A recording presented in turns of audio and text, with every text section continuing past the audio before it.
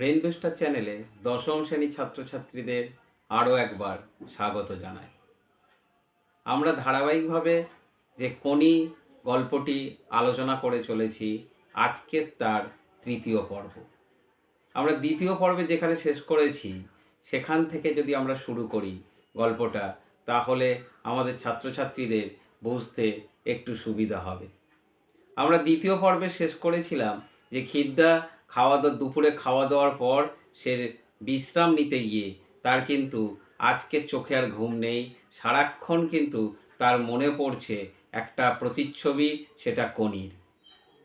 সেখান থেকে আমরা শুরু করছি আজ তৃতীয় পর্বের এক ধারাবাহিক এবং সংক্ষিপ্ত পূর্ণাঙ্গ আলোচনা। ক্ষিতীশের বিরুদ্ধে ক্লাব কিছু চার্জ এনেছে, সেই নিয়ে আজকের একটা মিটিং ডেকেছে এবং সেই মিটিংয়ে একটা সময় নির্ধারণ করা হয়েছে আজ বিকালবেলায়। তাই ক্লাবের সমস্ত সদস্যরা, বিশেষ করে প্রেসিডেন্ট বিনোদ ভর এবং সম্পাদক তিনি হচ্ছেন ধীরেন ঘোষ, এছাড়াও প্রায় সকলেই উপস্থিত আছে, হরিচরণ, এরা প্রত্যেকেই উপস্থিত। একটা টেবিল টেনিস বোর্ড, তার উপরে কাপড় পাতা, সেইটাকেই করা হয়েছে একটা টেবিল, আর তার চারিদিকে 7টা চেয়ার পাতা আছে, প্রায় প্রত্যেকেই উপস্থিত। একটা চেয়ার সেখানে খালি, সেটা হলো ক্ষিতীশের জন্য দেখে অনুমান করা যায়। একটা ছেলে এই দরজার কাছে অপেক্ষা করছে কারোর জন্য মনে হয়। সকলে উপস্থিত। তখন এমএলএ বিনোদ ভর সেখানে ধীরেনকে জিজ্ঞাসা করে আজকের এজেন্ডা কি আছে। সে জানায় যে এজেন্ডা হলো একটাই, সেটা হচ্ছে ক্ষিতীশের বিরুদ্ধে আনা চার্জ। এছাড়া যেগুলো আছে সেগুলো খুবই মাইনর, সেগুলোর খুব একটা গুরুত্ব নেই, সেটা কিন্তু ধীরেন ঘোষ বোঝানোর চেষ্টা করে বিনোদকে। ইতিমধ্যেই হন্তদন্ত হয়ে ক্ষিতীশ কিন্তু ক্লাবে এসে পৌঁছায়। সকলেই প্রায় হতভম্ব হয়ে যায় তার উপস্থিতিটাকে দেখে। ক্ষিতীশ এসেই সকলের কাছে প্রথম ক্ষমা চেয়ে নেয় যে আজ একটু দেরি হয়ে গেছে। ধীরেন ঘোষ তখন কিন্তু হাতের ঘড়িটা দেখে বলেন যে না, খুব একটা দেরি হয়নি, মিনিট 4 মাত্র হয়েছে। বিনোদ ভর তাকে জানায় যে আজকে কিন্তু আমার বেশি সময় নেই, মিটিংটা তাড়াতাড়ি শুরু করো। মিটিং শুরু করতে গিয়ে সেখানে জানায় যে আজকের মিটিংয়ের মূল বিষয়বস্তু কী, সেই বিষয়টিও কিন্তু ক্ষিতীশেরও জানা ছিল। তাই মিটিংয়ের যে বিষয়বস্তু, সেগুলো ক্ষিতীশের বিরুদ্ধে আনা যে চার্জগুলো, সেটাই যে আলোচনা হবে সেটা সে কিন্তু উপস্থাপন করে। উপস্থাপন করতে গিয়ে ধীরেন ঘোষ একটু বিব্রত হয়, সকলের দিকে তাকিয়ে নিয়ে একটু সময় নিয়ে সে কিন্তু শুরু করে যে ক্ষিতীশের বিরুদ্ধে যে আনা চার্জগুলো আছে, তার মধ্যে এই যে সুইমার যারা আছে আমাদের ক্লাবে, এতদিন যারা ক্লাবকে বিভিন্ন প্রতিযোগিতায় সম্মান এনে দিচ্ছে, মুখোজ্জ্বল করছে, সর্বশেষে প্রাইজ আনছে, তাদের সঙ্গে ক্ষিতীশের কিন্তু সম্পর্ক ভালো নয়। ক্ষিতীশ তাদেরকে বারে বারে অপমান করছে, ছোট বড় কথা বলছে, তাই সুইমারা আমাদের ক্লাবে থাকতে চাইছে না খুব বেশি। আর এটাই হচ্ছে তাদের আজকের আলোচ্য বিষয়। ধীরেন ঘোষ এই কথাগুলি বলার পরেই ক্ষিতীশ জানায় এ কথাগুলো কোনো মূল্য নেই, এটা ঠিক নয়। মুখোজ্জ্বল করে বলাটা কঠিন, পুরস্কার আনে হয়তো ঠিক আছে, কিন্তু মুখোজ্জ্বল করার মতো কিছু করে না। এই শ্যামল গোবিন্দ যাদের বিরুদ্ধে বলা হচ্ছে, তারা বছরের পর একই ধরনের তারা কিন্তু টাইম মেনটেন করছে, তাই নিজেদের যে সমস্ত রেকর্ড সেগুলো নিজেরাই ভাঙতে পারছে না। তাই বছরের পর বছর ধরে একই রেকর্ড তারা কিন্তু করে চলেছে। তাই মুখোজ্জ্বল করার মতো কিছু ঘটনা কিন্তু এই ক্লাবে তারা ঘটাতে পারছে না। হরিচরণ তখন বলে ওঠে যে এরাই হচ্ছে আমাদের ক্লাবের প্রাণ, এরাই আমাদের ক্লাবের সম্পদ, এরাই বছরের পর বছর ধরে আমাদের ক্লাবকে বিভিন্নভাবে এগিয়ে দেওয়ার কাজে সাহায্য করে চলেছে। তাই এদের দিকে বিশেষ করে আমাদের লক্ষ্য দেওয়া একান্তই প্রয়োজন বলে মনে করি। তো এইরকম কথাবার্তা যখন বলছে একে অপরে, তখন ক্ষিতীশ কিন্তু খানিকটা বিব্রত, বা ক্ষিতীশের মনে হচ্ছে এইগুলো খুব অপ্রাসঙ্গিক বিষয়। ক্লাবের দরজার পাশেই দাঁড়িয়ে আছে শ্যামল গোবিন্দ, এদেরকে দাঁড় করিয়ে রাখা হয়েছে এবং এদের সম্পর্কে যে অভিযোগগুলো এরা যে করেছে, যদি প্রয়োজন হয় ধীরেন জানায় যে প্রেসিডেন্ট বললেই এদেরকে কিন্তু এখানে এনে বিষয়গুলো আরও পরিষ্কারভাবে জানা যেতে পারে। তখন বিনোদ ভর জানায় যে না, এদের আর আনার প্রয়োজন নেই, কারণ এদের এনে আর দরকার নেই। এই সমস্ত কথাগুলো বলতে বলতে তখন এই রকম একটা পরিস্থিতি যখন তৈরি হয়েছে, সবাই কিন্তু দোষারোপ করতে চাইছে না কেউ কাউকে, সেটা হচ্ছে ক্ষিতীশকে।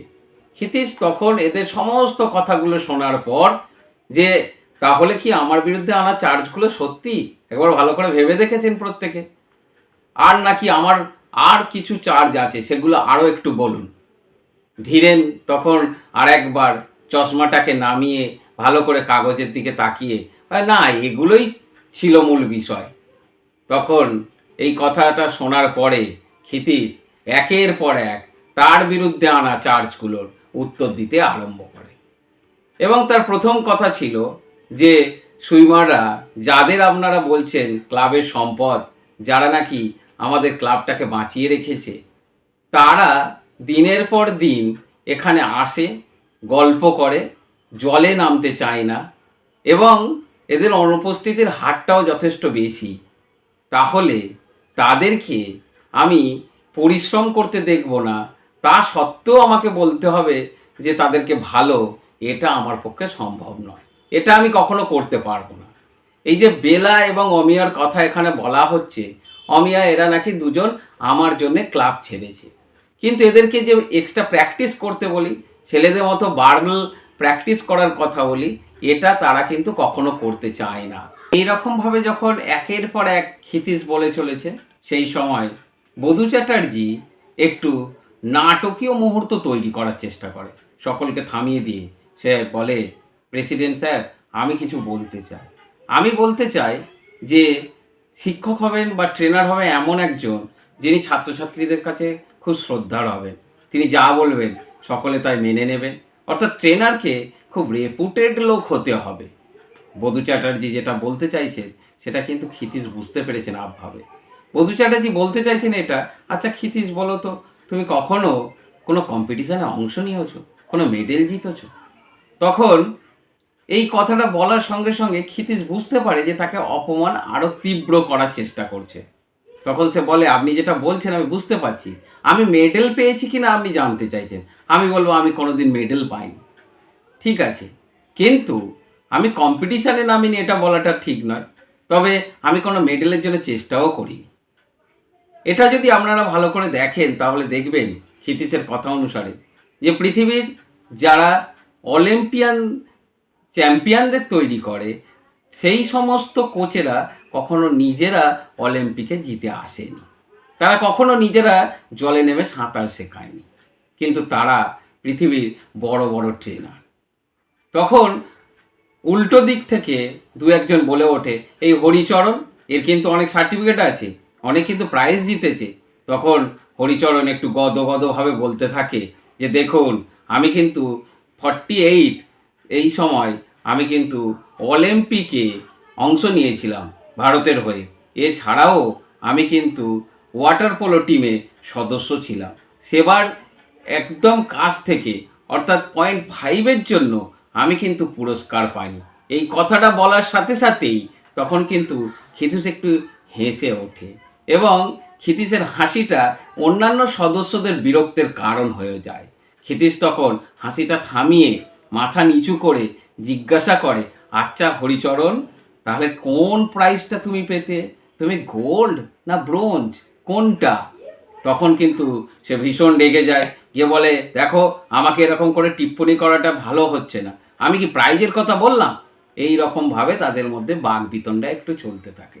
উপস্থিত সদস্যদের মধ্য থেকে কার্তিক সাহা তখন জানায় যে দেখুন, আমি বারবার দেখেছি হরিচরণের প্রতি একটু সর্বদাই ক্ষিতীশ জেলাসি ভাব করে, সে জেলাসি হোক আর ফেলাসি হোক, হরিচরণ কিন্তু ক্ষিতীশের থেকে একটু যোগ্যই বটে, ক্লাবের পক্ষে ভালোই হবে এখানে।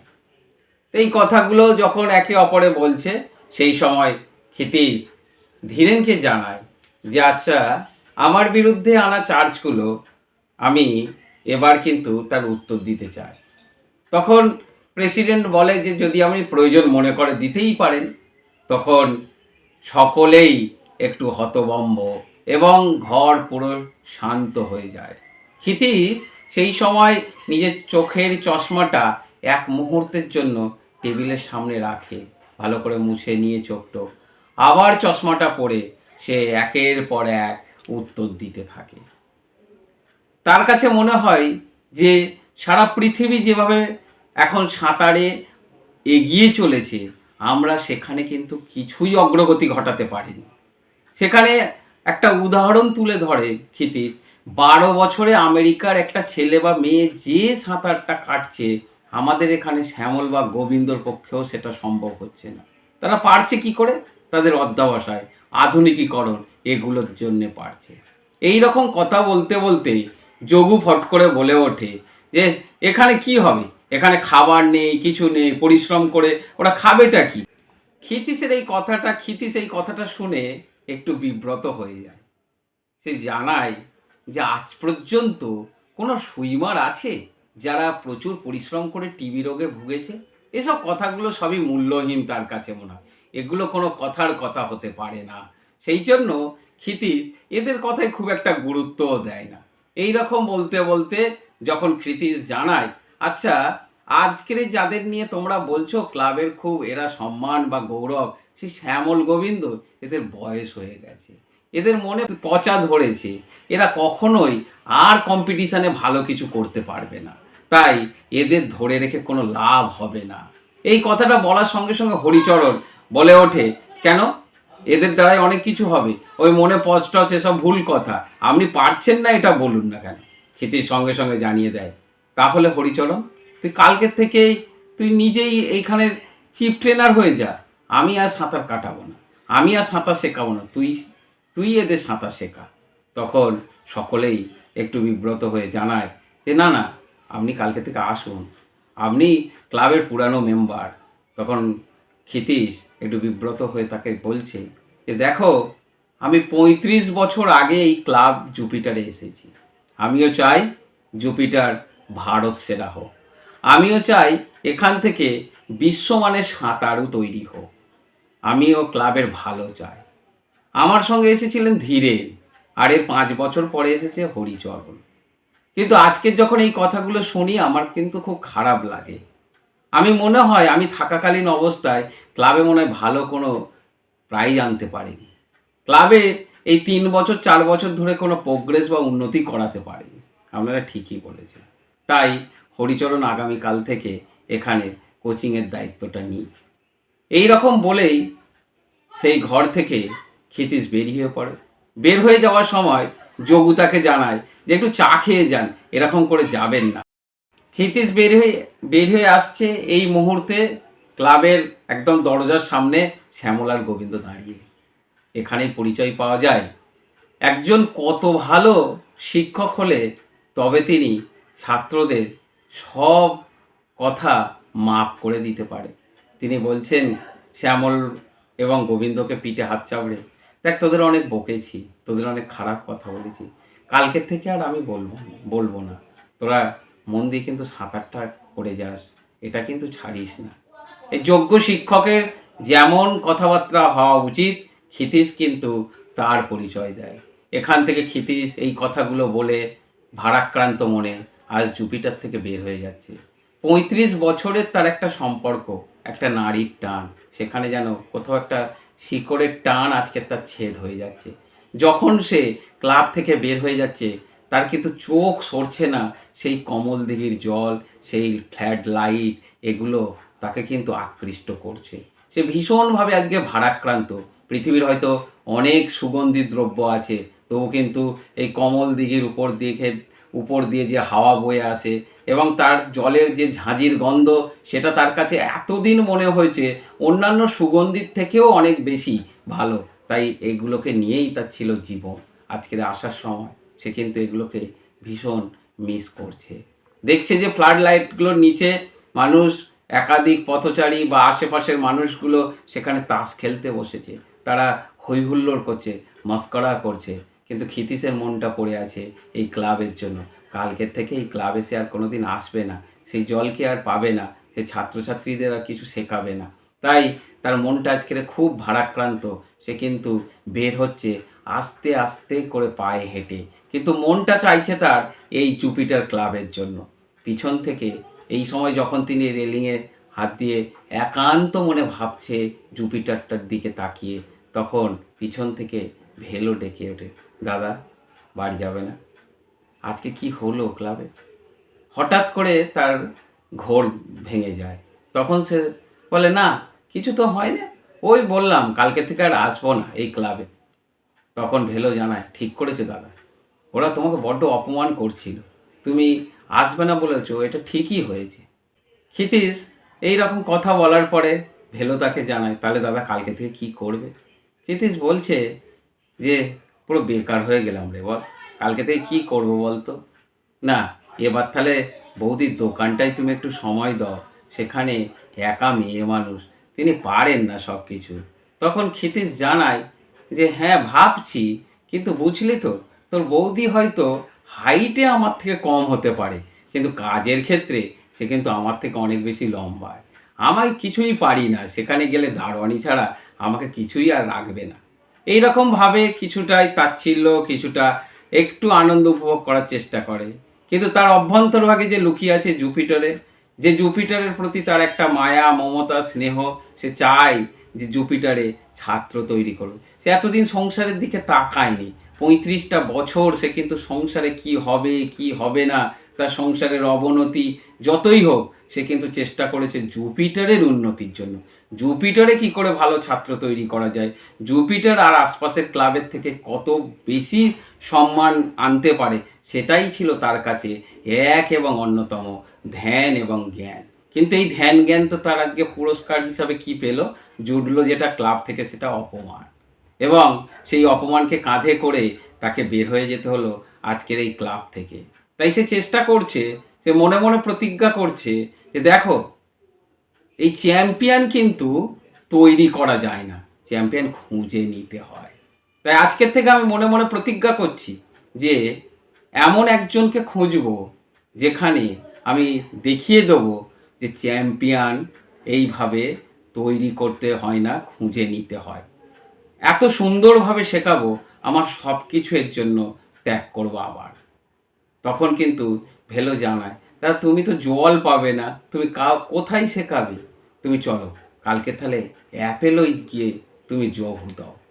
সঙ্গে সঙ্গেই খিদ্দা কিন্তু কত স্বার্থ ত্যাগ করা একজন মানুষ হলে এই রকম তৈরি হতে পারে, সে কিন্তু সঙ্গে সঙ্গে বলছে, দেখ 2-4 জন হয়তো খারাপ লোকের জন্য জুপিটারকে আমি ঘৃণা করতে পারি না, আমাদের যারা শত্রু তার কাছে আমি কিন্তু গিয়ে কালকে হাত মেলাতে পারবো না, এটা আমার দ্বারা কখনো সম্ভব হতে পারে না। তুই যেটা বলছিস সেটা আমার দ্বারা কখনো সম্ভব না। তাহলে তুমি কি করবে খিদ্দা? তুমি তো জল পাবে না, ছাত্র পাবে না, আবার কাজও পাবে না, কিন্তু অ্যাপোলোতে গেলে তুমি এগুলো সব পাবে। তুমি একবার ভেবে দেখো। কিন্তু খিদ্দার একরোখা মানুষ, না আমি এটা কখনোই করতে পারবো না, তবে আমি খুঁজছি, এমন একজনকে খুঁজছি যাকে আমি কিন্তু তৈরি করে নেব, আমি দেখিয়ে দেবো আমি কিন্তু ছাত্র তৈরি করতে পারি। এই বলেই হনন করে মাথাটা গুঁজে ক্ষিতীশ কিন্তু আজকের মতো ক্লাব থেকে চিরবিদায় নিয়ে গেল। আশা করি ছাত্রছাত্রীদের এই পর্ব খুবই ভালো লাগবে, এবং এই চ্যানেলটাকে লাইক, শেয়ার, সাবস্ক্রাইব করতে তোমরা কিন্তু ভুলো না।